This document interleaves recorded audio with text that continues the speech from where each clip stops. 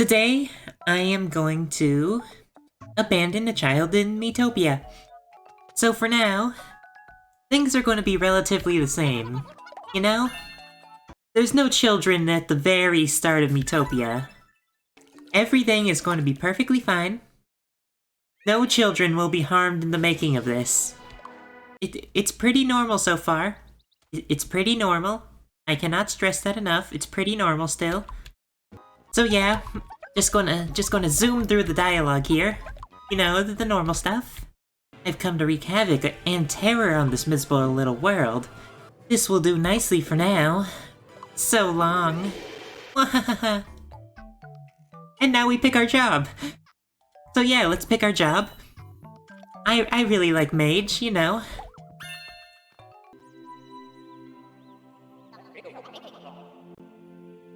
Hello. Well, I shouldn't be talking to you just yet. However, that's fine. Oh, okay. You should technically go rescue a child. Instead, however, just tell the mom that you will. Trust me. It's easier this way, okay? Oh. Well, unfortunately, you have no say in that matter. I'm in charge here. Your new powers should help you contend with Stan. Now, Mage Crafter, go forth, defeat the Dark Lord. So yeah, that was a little different. Just a smidge different than normal. Oh, adventurer, I beg you, please help my rascal. Sure. Oh, thank you ever so much. I know. Please, take this. It's our family's good luck charm. We did talk to, the guardian spirit before actually getting the amulet. Don't question that. Just don't question that. Anyways, we're going to continue on with the story now. Yeah, but just your normal stuff. So yeah, we're not going to go and rescue Rascal. Rascal is being left alone. Forever.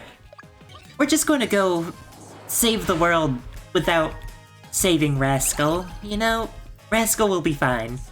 When I plan on making this into a YouTube video, I'm probably going to make this a little more on the educational side, or go more in-depth into how hard it was to make this mod. I had to learn a lot about the event flowchart and the event files just in general. I messed up on some stuff, but I can maybe fix it, but also it doesn't really matter that much. Another strange thing, I cut out the entire thing where you go rescue the child and whatnot, and there's something in the middle of there where you have to cast the me who acts as the amiibo girl and stuff. But I actually skipped that, so the amiibo girl is just my default me, which is me. If you didn't notice, it never prompted me to input someone for the amiibo girl, but there she is, just using my face. Apparently when you exit the game and start it up again, it should make it so that you actually do cast the amiibo girl, which is really interesting. I don't know why it works that way, but it does. I thought that I actually changed all of the letters. I guess not. This could be in, like, the in file or something. Ooh, well, look who this is. Now, chat, I want you to pay attention to this dialogue real quick. Bye for now. So, you're on a quest to defeat the Dark Lord. But you're not quite strong enough, you feel. I sense a strange power within you, though. But continue your journey, and you'll grow and grow. Not like you're a child-abandoning monster. Yeah. Anyways, The funniest thing is always just when someone goes through the trouble of, like, putting in a little extra effort into something, and it actually does, like, change some pretty big things in a game, but ultimately it means nothing. I do find myself quite humorous in this. Oh. That's not good.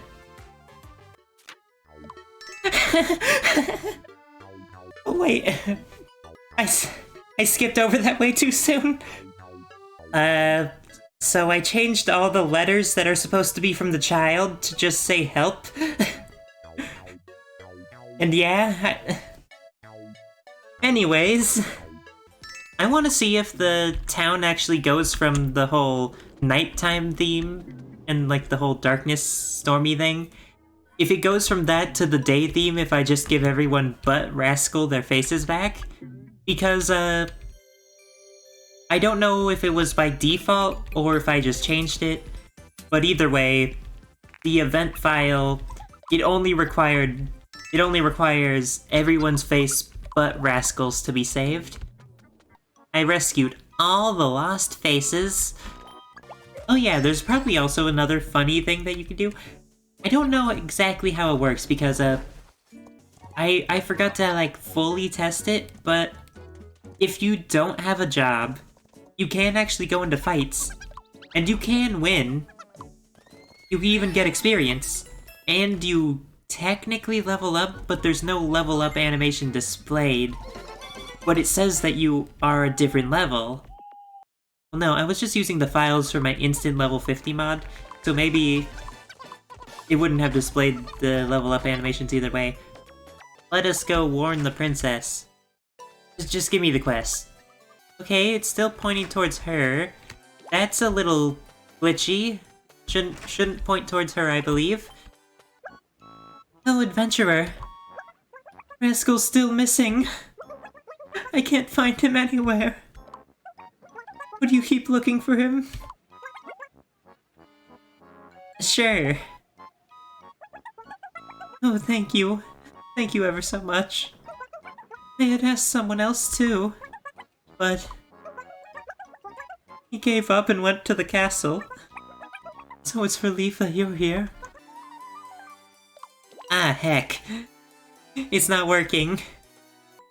So, who wants to listen to me look at game files for a little bit? So, after a little while, I did get it fixed, and had to quickly redo everything up until the point that you met the princess. The way that I fixed it was a bit messy, and not what I had intended, but at least it works. So now, instead of going to find the noble and rescuing the child for the second time, we still don't save him, and instead skip to the next quest. If you want to stick around for me explaining how to mod Miitopia, and what I did to make this mod in particular, keep watching. It's actually pretty easy. The main tool is called Switch Toolbox, which lets you open things called SARC files. These contain more files, kinda like a folder, that have lots of different stuff in them. I'll only go over the types of files that I messed with for this mod. The simplest thing is a CSV file, or comma-separated value files. You kinda just grab numbers and names of things, and do what you want with them. Obviously, it's not that simple, but it's basically plug and play. This is how I actually make most of my mods, where in something like the global warming mod, I grabbed one of an enemy's moves that inflicted burning, and copy and pasted that into other parts of the enemy's CSV files. In this mod, I used the CSV files to swap what cutscenes and story flags are activated. I also changed what levels are unlocked and connected to where and when. For instance, I made it so that the Dark Lord speech cutscene does the job change action, and connected it to the Guardian Spirit dialogue once that action is done. After that, when you talk to the mom, it unlocks level 3 instead of level 2, where you would fight the slime boss to unlock jobs normally. Now, you can only put certain things in certain places, but that's fine. In the Miitopia Discord, there's a modding section where there's modding resources listed. Among these resources is the param info, which has example CSV files and maps them out with helpful tooltips. The next few things require both Switch Toolbox and additionally some other tools. The first one is some form of MSBT file editor, and those are files which are special and hold text. You can see the names of the blocks of text, there's special ways to refer to certain NPCs, and you can even add more blocks of text to the file. All of the MSBT files are pretty much held in one SARC file, but that's not entirely true. There's different files for different regions and languages. For this mod, I just change a bit of text, as easy as that. The next thing I do is more complicated, being event editing. You need a tool called the Breath of the Wild Event Editor, which actually works for a few games, Miitopia included.